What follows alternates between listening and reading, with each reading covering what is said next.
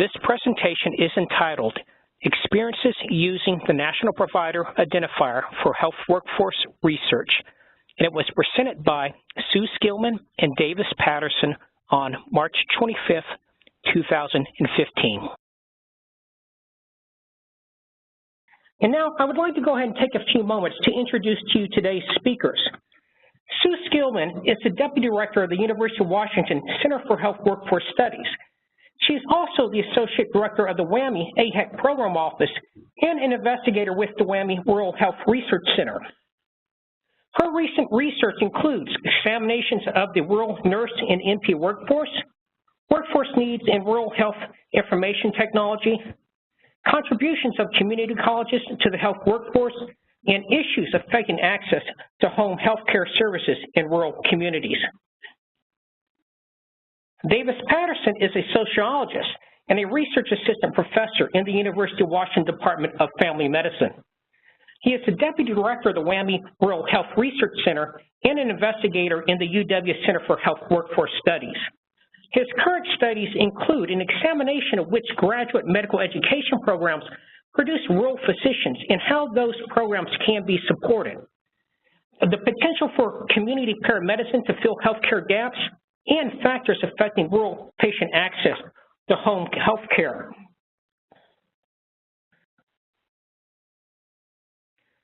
Now, at this point in time, I'm going to go ahead and turn the event over to our presenters. After the presentation, you may ask questions using the chat panel on the right of your screen. Make sure you send your questions to all panelists to ensure that they have an opportunity to be answered. Also, when the event ends, you will be directed to a short evaluation survey. So please, take a few moments to provide us with your feedback. Sue, Davis, you should be good to go. Great. Well, thanks, David, and it's a privilege to be able to speak to everyone today, and special thanks to HRSA for making this opportunity possible through funding of the Health Workforce Research and Technical Assistance Centers. Davis Patterson and I will be sharing with you today some of our experiences working with the National Provider Identifier, or NPI, data for health workforce research. As most of you on the call today know, collecting data for research and policy is an expensive proposition, so anytime we can use data that already exists, such as healthcare service transaction and administrative data, it's a really great thing. But of course, we need to know what those data include and, equally important, what they leave out before we apply them to our work. Before I go further, I want to acknowledge also Holly Andrilla and Bert Stover from our centers for their help with this presentation. So the goals for today's discussion are, one, to provide background on the NPI data, show some examples from our research work that have used NPI data, specifically studies of the advanced practice nurse workforce and for tracking physician practice after residency. Then we're going to summarize our findings about using the NPI for research and share some of our remaining questions about using NPI data for research and policy, and we certainly hope to have enough time to get some more insights from all of you and questions. Some important caveats: we are not experts in all uses of NPI data, and there are likely others on the phone who can provide more input and maybe greater wisdom for other applications of using NPI data. And Davis and I have not used the NPI data for HPSA shortage designation and cannot speak knowledgeably about that process. Nonetheless, we hope that by sharing our experiences, you will gain some additional insight about where NPI data are strongest for health workforce assessment purposes and where you might start looking for other data sources. And David Armstrong, our director of the Health Workforce Technical Assistance Center, has indicated to us that he may try to schedule some additional TA webinars on using NPI data in the future to maybe help address some of the questions we're going to leave you with today. So what is an NPI? First, real quickly, it's a unique health provider identifier that's associated with claims and billing. It's part of the National Plan and Provider Enumeration System that came about in 1996 through the Health Insurance Portability and Accountability Act. Centers for Medicare and Medicaid Services, or CMS, is responsible for administrating it. It's a 10-digit provider identifier and identifies providers and groups who directly bill or are associated with electronic transfer of claims and other health care information for Medicare, Medicaid, and many insurers. For individuals, associated with the number are the individual's name, credentialing degree, gender, date of birth, location, et cetera, the things that are listed there, as well as what kind of provider they are. And just another note that CMS only verifies the provider's Social Security number and business address. Other data updates are encouraged by CMS but are left to the provider to follow through. So there are many more details about obtaining an NPI and the data that are available from CMS's and the data that are available, and those can be found on CMS's websites. And these are just a few highlights of the many details that go into this large national provider billing and transaction exchange system. Accessing NPI data is not particularly difficult, but it takes a lot of computing power and some patience. The full NPI file can be located at the website shown on this slide, but note that it's about 5 gigabytes uncompressed. And another note is, while it comes across as an Excel file, it opens much more easily in a statistical software package such as SPSS. To identify the providers of interest, if they're captured by the NPI system, their 10-character identifying number can be found from the healthcare provider taxonomy codes at the other website shown on this slide. For some providers, the specialty type is also specified and is coded into that 10-digit identifier, and we'll show you an example of that in a minute. Okay, so now we're going to dive into some of our examples, which may make all of this a little bit more clear. And this is a picture from about a month ago from Washington State, where we've had a beautiful winter and spring, and my apologies to those of you who didn't have such a nice winter this year. The first study I'll describe is one we conducted in 2011 with funding from the American Nurses Association. We wanted to see how well we could estimate the advanced practice RN workforce, that is nurse practitioners, CRNAs, midwives, and clinical nurse specialists using NPI data. And the publications from that study are listed on this slide, the citations. As I just said, the purpose of this study was to assess the extent to which NPI data for advanced practice registered nurses, or APRNs, could be used to quantify and describe the distribution of advanced practice nurses in the U.S. So once we made that determination, we then subsequently compared rural-urban distribution of CRNAs and nurse practitioners across the U.S. and did some work looking at factors associated with rural practice location. For that study, our co-investigator, Peter McMiniman of the ANA, extracted the APRN data from the larger NPI data set using the healthcare provider taxonomy codes. As I mentioned earlier, there's a 10-digit identifier that indicates the type of provider. In this case, for this study, the first 4 characters indicated the type of advanced practice registered nurse, that is a midwife, clinical nurse specialist, certified registered nurse anesthetist, or nurse practitioner, and subsequent letters and numbers are used for some of the provider types to indicate specialty. And I've just put a list of these from that taxonomy here, and where specialties are available, I listed just a couple examples of specialties, but there's actually a long list with the codes that go with those. And I want to mention again that the NPI comes from the National Plan and Provider Enumeration System, which is used for all entities that bill CMS for services.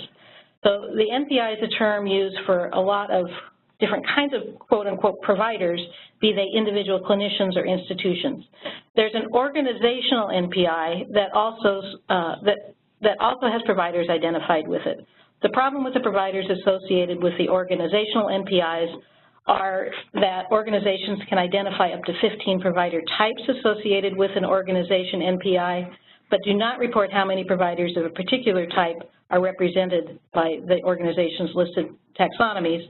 And providers listed under an organization's umbrella may have their own individual NPI, raising the possibility of double counting between individuals and organizations, or not being able to account for individual providers' activities. Therefore, we have not used the organizational NPIs in the following studies. So for the APRN analysis, or the advanced practice nurse analyses, we initially found that 162,610 total APRNs.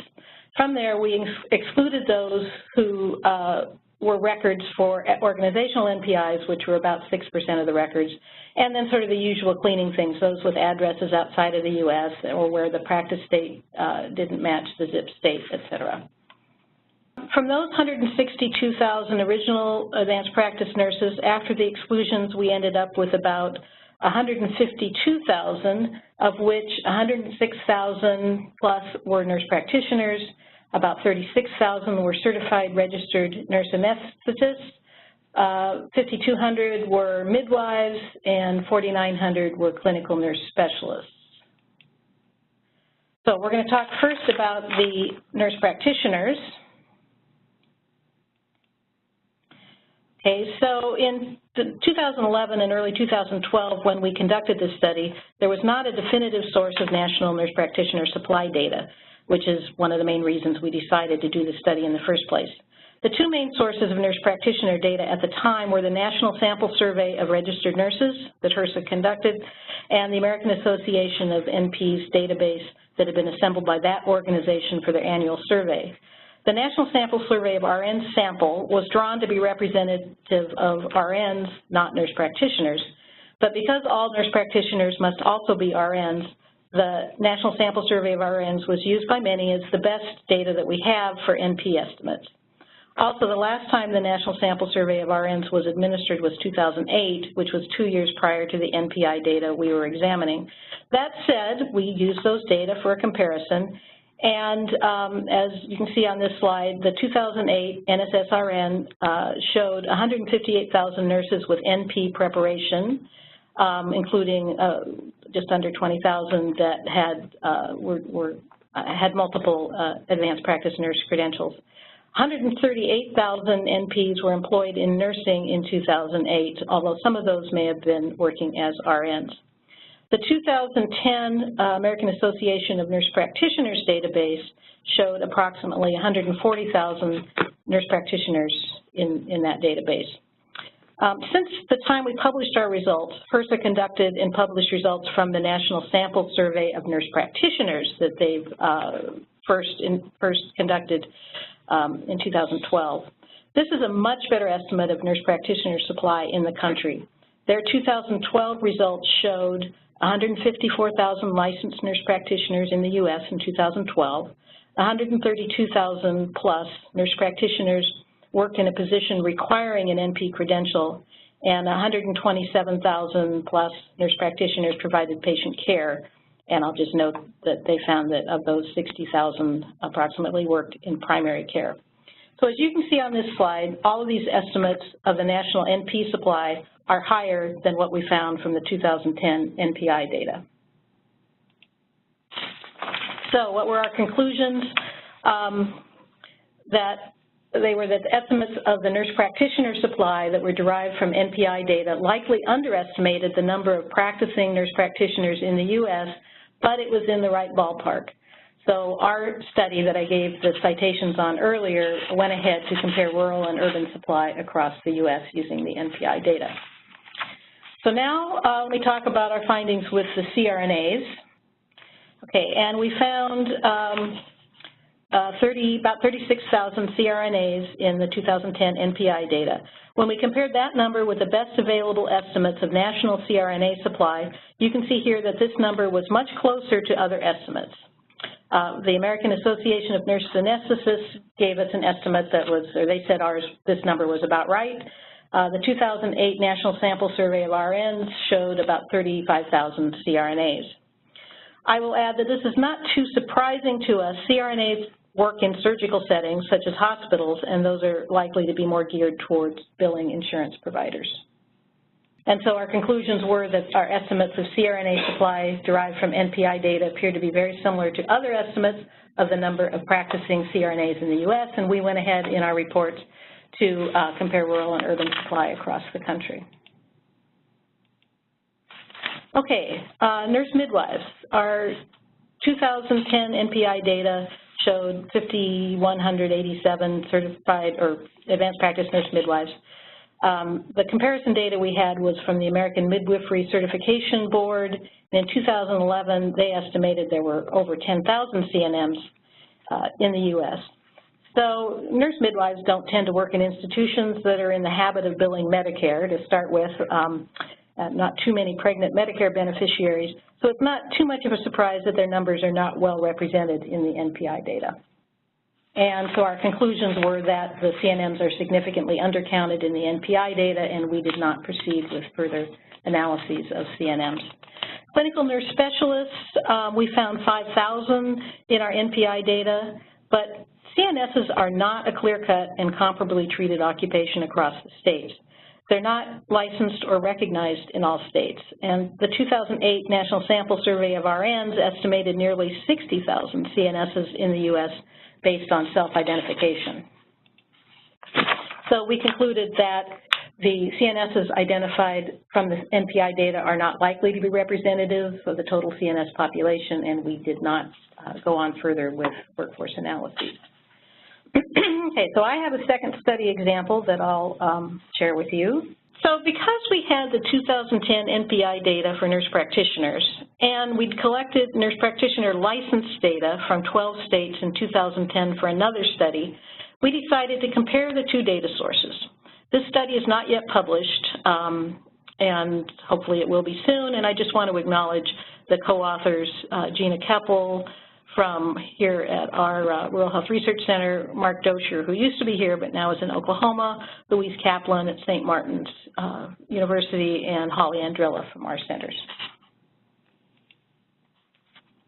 We did a pretty straightforward comparison of the two sources of data in order to explore our expectation that there would be more NPs identified in the license records than from NPI records, unless the license record would allow us to identify just those nurse practitioners who were in active clinical practice.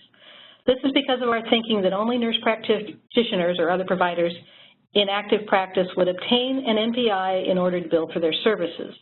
We also knew that most states' licensure data does not collect information about who is and who is not actively practicing, at least at the time we did the study. We acknowledge that many states are making good progress in collecting more information with their licensure and renewal data.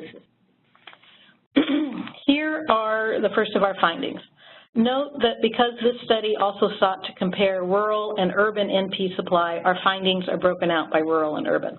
So this slide shows the difference between the number of rural NPs identified from licenses compared with nurse practitioners identified through the NPI data. When the bars go above the line, it indicates there are more NPs in the license data than in the NPI data. Where bars go below the line, and there are none of those in this particular graph, there are fewer NPs in the license data than found in the NPI data. So all the bars on this slide are above the line, indicating more nurse practitioners in the license data as we expected. The percentages are pretty varied, though, with a high of 26% more in the license file than in the NPI data. One state, F, is 1% higher, however.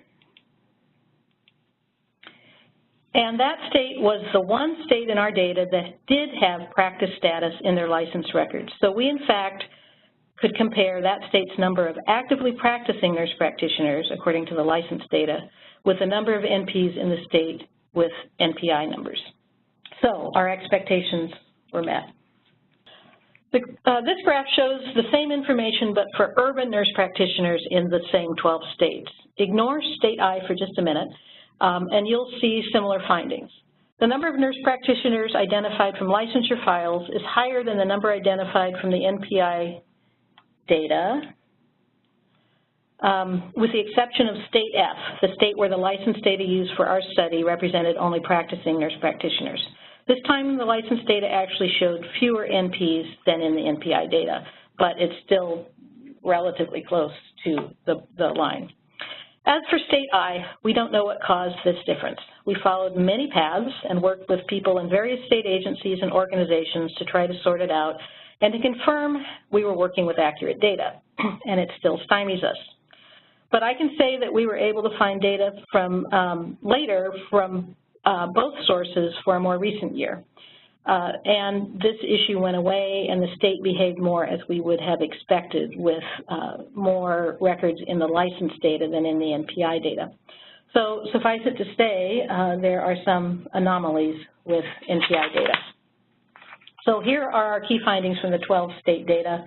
When licensed data could not distinguish licensed NPs who were in active clinical practice, estimates of state NP supply derived from the licensed data were higher than estimates derived from the National Provider Identifier data for most states, although not consistently higher.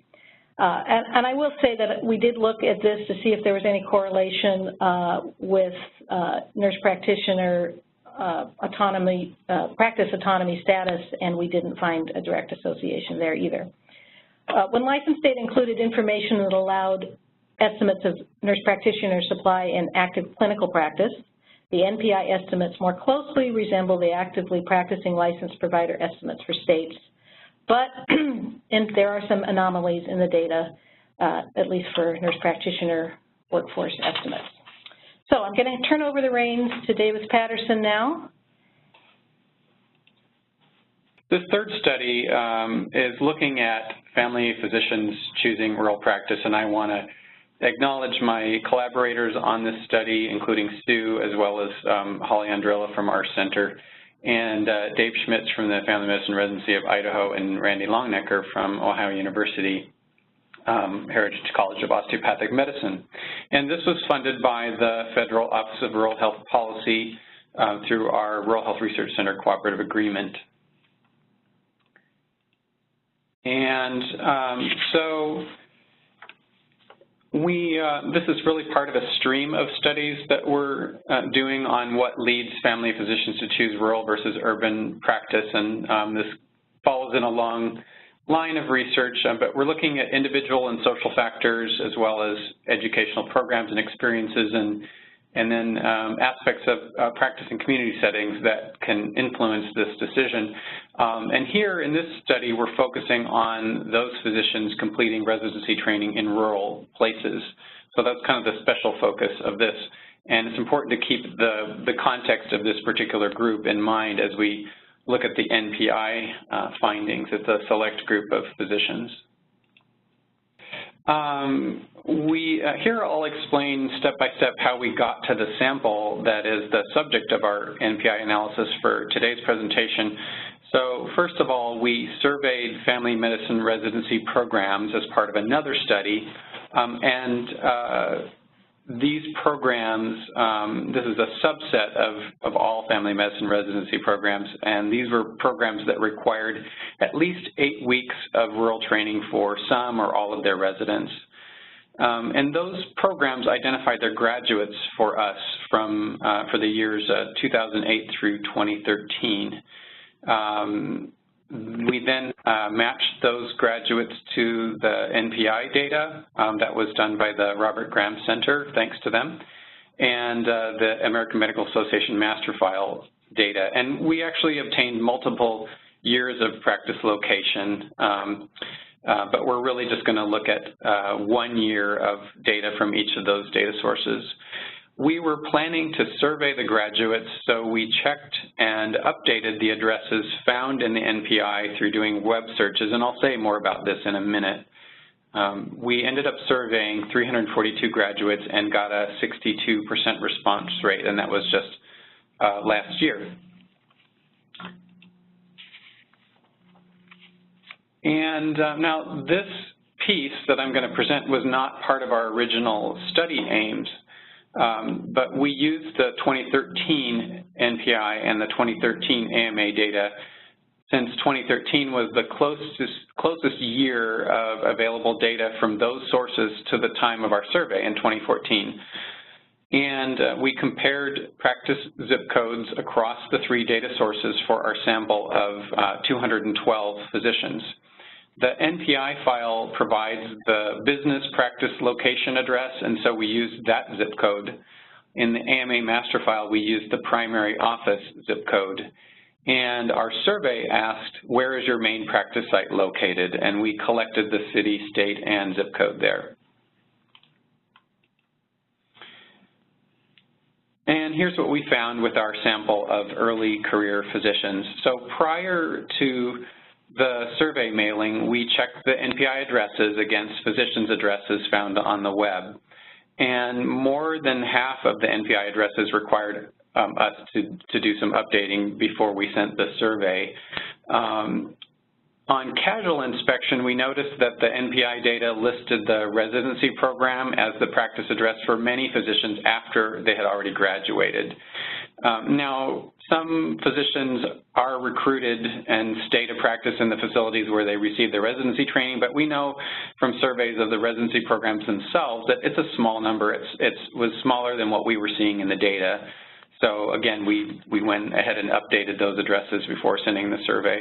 But we found that 53% of the NPI practice zip codes did not match the practice address found on the web. Here we show how often the physician's practice zip was the same in one data source compared with each of the two others, and I'm going to walk you through this. We know that early career physicians can move around a bit, so we wanted to check if there were differences between graduation cohorts, reflecting longer or shorter amounts of time since graduation. And so for each comparison, we show the match percentage for the 2008 through 2013 cohorts broken out, and then the total match percentage across all cohorts for that comparison. So first, let's look at how NPI data compare with AMA data and how those practice zip codes match. And you can see that on the far left, the farthest left bar there, you can see that those who've been out of residency for the longest time, the 2008 graduates, had the highest concordance between NPI and AMA data. 62% of their practice zip codes matched. And then you can see that the match percentage falls fairly steadily until we see the practice locations of the most recent graduates from 2013 match just 31% of the time. The overall match between NPI and AMA is that first red bar, which is 47%. So only about half of the time do they match for our study sample across those two data sources. And remember, these are just the zip codes. It's not, we didn't check the entire address. Before we look at the other matches shown here on the graph, I wanted to say it's worth noting we did a separate analysis to compare NPI with AMA data. And if you recall, what we're showing here is using 2013 AMA and 2013 NPI data. We also tried loosening our match criteria. We checked for matches between the zips in AMA and NPI in each of 4 years of data, 2010 through 2013. So in other words, we checked 2010 AMA with 2010 NPI, 2011 AMA with 2011 NPI data for these physicians and so on. And so doing that, we found a match in at least one of those 4 years for just over 3/4 of the physicians in our sample. It was a much better match rate of 77%. So this suggests that sooner or later these data sources are tapping into the same practice information. They just aren't completely in sync probably in updating that information. So now let's look at our survey versus the AMA master file data. And we think of our survey responses as the gold standard since this practice information came directly from the physicians. And here, interestingly, we see a very similar set of results. The practice zip codes of graduates from a longer time ago yield the best match between the two data sources, 62% for the 2008 cohort. And then the worst match is the most recent year of 2013 graduates at 33%. And then checking our survey responses against the NPI data, we see a similar trend. It's a little more uneven than we saw before, but overall, you can see pretty easily from looking at this graph that the cohorts from the more distant past show a much better match than the more recent cohorts. And comparing the overall match rates with the survey again for these two data sources, and again, the survey is our gold standard. The AMA zip codes matched 47% of the time, while the NPI zip codes matched just 39% of the time. So here are our findings using NPI data, again, for these early career physicians. And so we found that less than 50%, there was a less than 50% match overall in the practice site zip codes between any two data sources. And, we found from 39 to 47% of a match. Of course, we were comparing 2013 databases with our 2014 survey, so that's a limitation. And of course, the information in the 2013 databases was probably not all up to date as of 2013. So that is one limitation of this comparison. The NPI and the AMA data match better with the survey responses of earlier cohorts, those who graduated a longer time ago. And so we found a generally better than 50% match for the 2008 through 2010 graduation cohorts. In other words, those who graduated at least 3 years prior to the 2013 databases that we consulted. And of course, even with those earlier cohorts, the match rates weren't exactly in what we would call stellar. It's possible that we might do even better with the general physician population, or at least physicians who've been out of residency for a longer time, but we haven't looked at this. And so now I'm going to sum up our findings across these studies, and this photo shows Green Lake in Seattle, which is near both Sue's home and my home. And I think this image kind of captures in some ways our level of understanding at this point. It's a little bit foggy, but we hope a clearer picture is emerging of the NPI data. So here's what we think we know so far.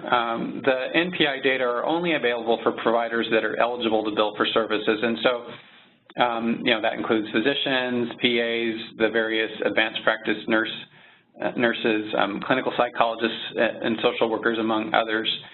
Among those advanced practice registered nurses, the NPs and the CRNAs are better represented in NPI data than the certified nurse midwives or the clinical nurse specialists. Using the NPI data to quantify the NP supply still results in a likely undercount, we found. And the NPI data generally conforms with the expectation we had that the data represent practicing providers compared with licensure data, which usually include both practicing and non-practicing providers. And again, there's that exception in some cases where licensure data are limited to practicing providers, but that's more the exception than the rule. Now, of course, there are some positives with some of the, to sort of counterbalance some of the findings that we presented. The NPI data are comparable nationally. They're free and easy to access with good documentation. Many provider types do have an NPI because it's required for billing. And the data can be used with CMS claims data to examine connections between the healthcare workforce, health services, delivery patterns, and patient and system outcomes. And those are all issues or topics that are really at the forefront of health workforce research. On the other hand, there are some cautions, and so updating the NPI practice information isn't required, and there may be a significant time lag or lag in the time between provider practice changes and updates to the database. So the validity or the accuracy of the data decreases when you examine a more recent time period, or we think a smaller geographic area. So when studying recent workforce entrants or others that are highly mobile, we think we should proceed with caution. So for example, if we're trying to examine recruitment of providers to underserved areas, as we were in the physician study, the locations of earlier graduation cohorts who've had a longer time to settle down may be more accurate. So we do have a number of remaining questions, and this probably doesn't capture all of them, but these are some of the major ones. So one thing that we're wondering is, and if anybody knows on the phone, we'd love to know, does CMS plan to require providers to update their NPI information? that would obviously help improve the accuracy of the data. Whom do we lose in the organizational NPI data? You know, we don't always know to what extent providers are billing through their organization and how that might be occurring with different provider types or in different practice settings, and so that would be really helpful to know. And for physicians, what accounts for the differences that we saw between NPI and AMA master file data on their practice locations? Of course, there's always a question with these practice location studies about whether one's getting you're getting a provider's practice address, their billing address, or their home address. And, you know, we think this might account for some of the discrepancies that we saw between the data sources, but we don't really know. And so now we'll conclude by opening it up for your questions about the NPI data. And I just want to note, and I'll come back to this slide, but I just want to note that at the end of our handout that you'll be able to download is our contact information and as well as the websites for the Center for Health Workforce Studies at the University of Washington and our Rural Health Research Center. And so that concludes our presentation. Thank you, Davis, and thank you, Sue. That was a wonderful presentation.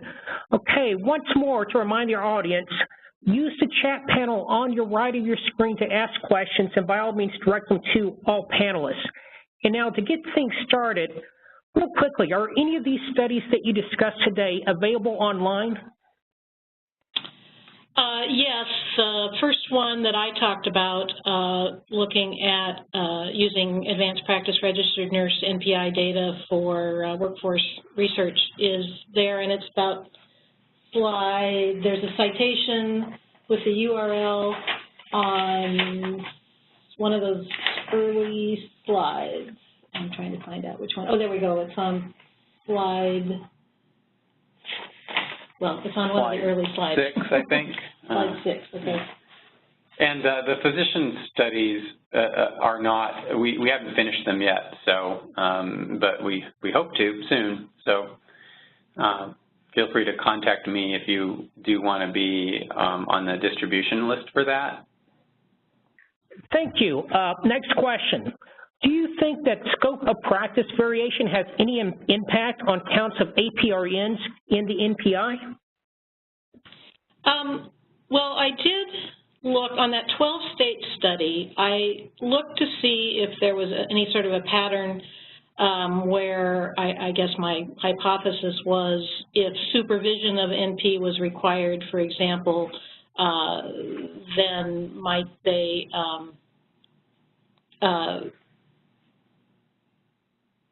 if supervision were required, might they look more like the subset of practicing NPs? And I didn't see any connection with the scope of practice. I mean, I guess there was another question that I haven't been able to pursue, which is are nurse practitioners in all of these states required to be practicing to hold their license?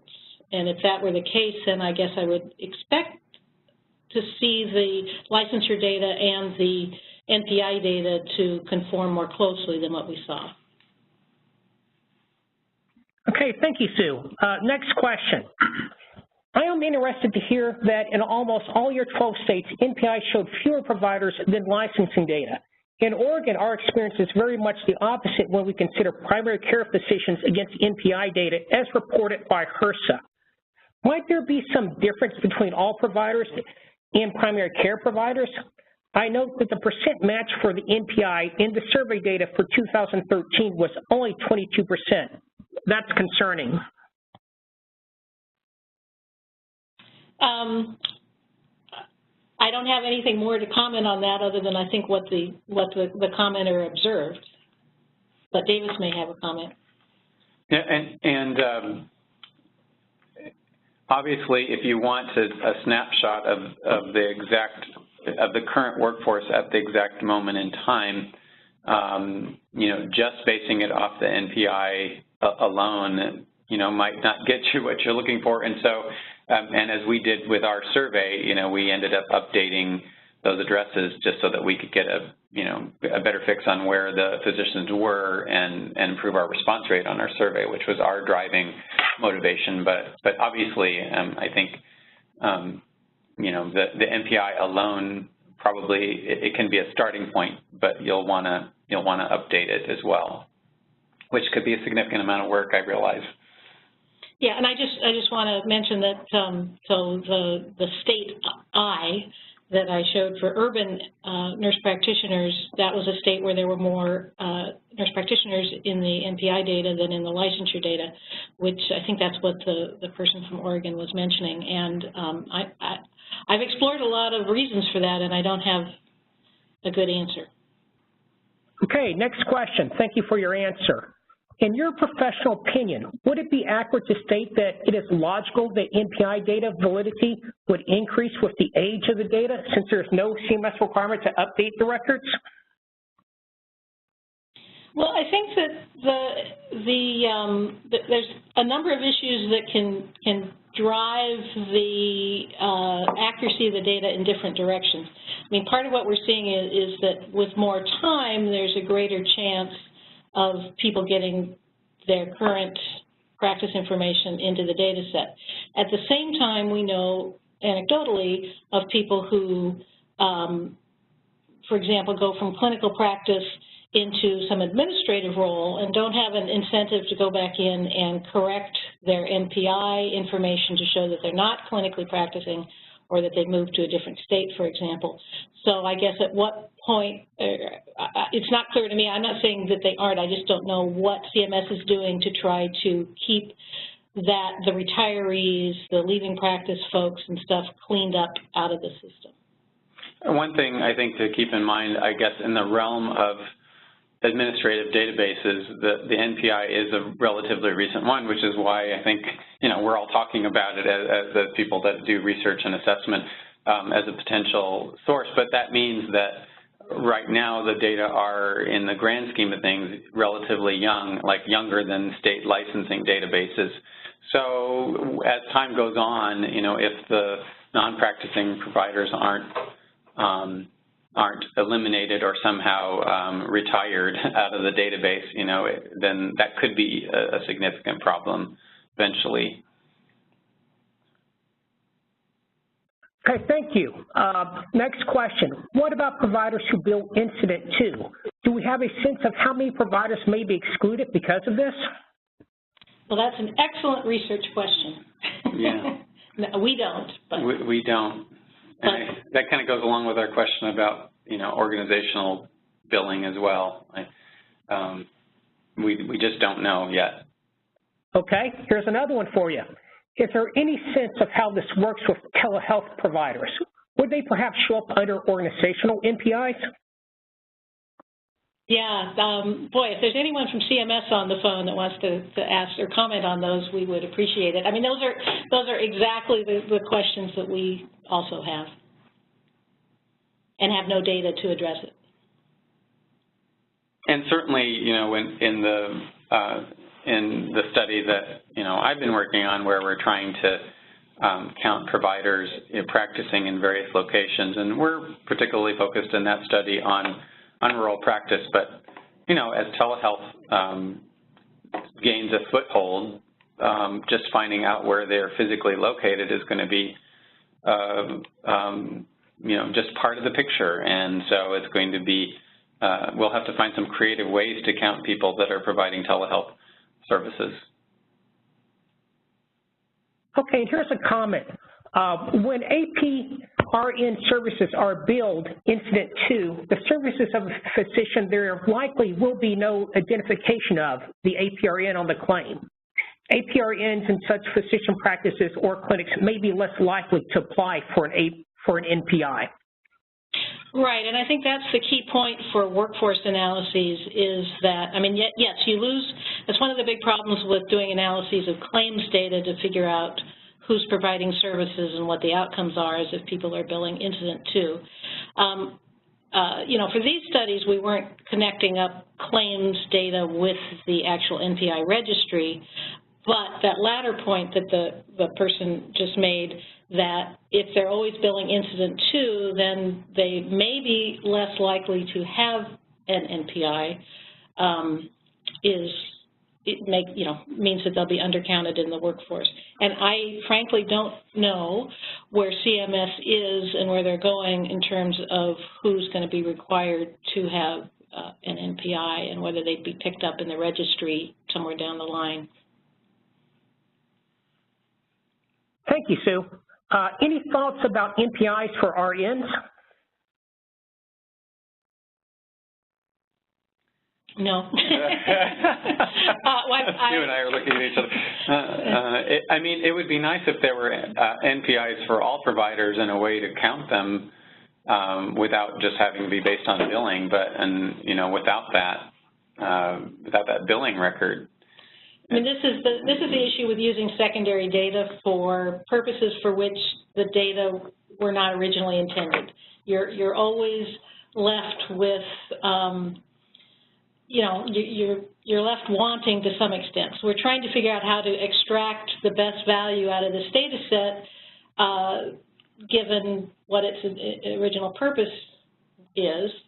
And so it originated as, a billing and a transaction tracking identifier number. But it's kind of like our Social Security numbers.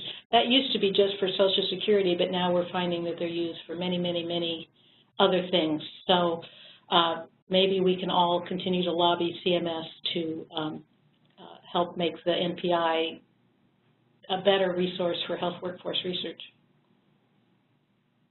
Okay, next question.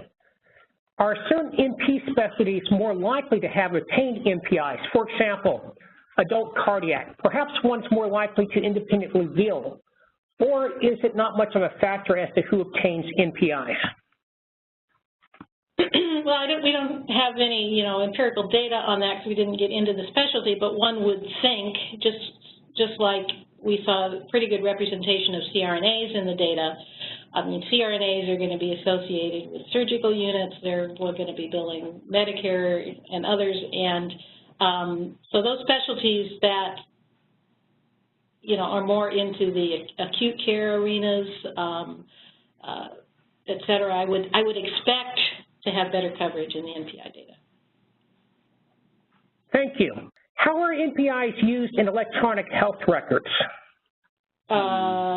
Well, it certainly goes beyond my expertise, other than I'm presuming that that's, that ID is associated with whoever's entering the data. Yeah, and from our, reading and looking into this matter in terms of who has to have an NPI, it is required for the electronic exchange of health records, and so one would expect to find, anybody that does that they're required by CMS to have an NPI, and so, and of course we hope that health information can be fed into research in the future, and that will make it easier to do that. But I would expect to see those providers identified in the electronic health record. Thank you. Here's one for you. What information is available through the NPI, say, compared to the AMA master file? For example, specialty, location, any other demographic variables, training, et cetera? So my understanding, and I will say I stand on the shoulders of terrific data analysts, but my understanding is that the AMA master file will be a much richer source of information about training and where they went to medical school and where they did residency and those sorts of things. The NPI captures those fields that Sue presented on a very early slide when she was describing, what NPIs are, and plus all the billing records. But I think the information that she listed in terms of, state license and information, I think it was birth date, social security number, et cetera. I think all those fields are the ones that we would use in health workforce research if we're talking about counting providers and those sorts of things. And then, of course, connecting that to their claims. The NPI number is in the AMA master file database as well, so you can link the two, which is what we did. That's how we did our match. And so then once you do that, you have a whole bunch of rich information about the physician from the AMA master file. Thank you. Next question. What do you know about the debate, discussion, or decision to require providers to update their NPI information? Well, I'll speak for myself, but I think we don't know a lot about it, and that's why I was inviting anyone who's listening who does have update to share the information. And I would agree with that. I mean, we're curious to know, where CMS stands on that or what their thoughts are. And so, again, if anybody has any intelligence, please enlighten us. Thank you. And here's your final question. Did you validate the link between organizational NPIs on the individual's record and the NPI on the organization records? Kind of a technical in there. Well, we did not use organizational NPIs. We just used data from individual NPIs. So I hope that answers your question. And we didn't look at that at all in our study. So. Okay, thank you, Sue. Thank you, Davis. And thank you out there for attending our webinar. Just to let you know, we will be posting our slides shortly to our website. So if you want to download them, check back very quickly at healthworkforceta.org. We hope to see you again in the future. Thank you, and have a good day.